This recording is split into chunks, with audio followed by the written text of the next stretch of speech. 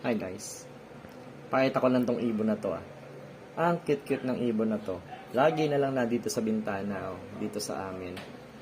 Tapos sinasalpok yung sarili niya. Naka one-way mirror kasi to. Comment lang kayo kung anong klaseng ibon to. Cute nyo,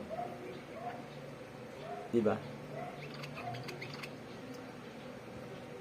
Tapos maingay pa to. Yan. Cute niya. Kala niya may kasama siya dun.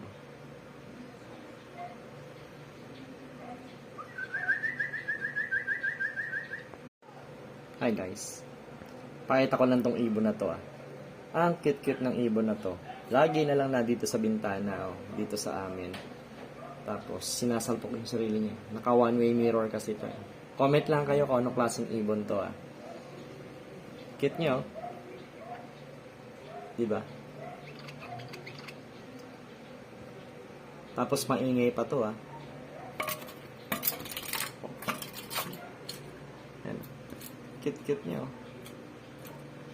Kala niya may kasama siya dun.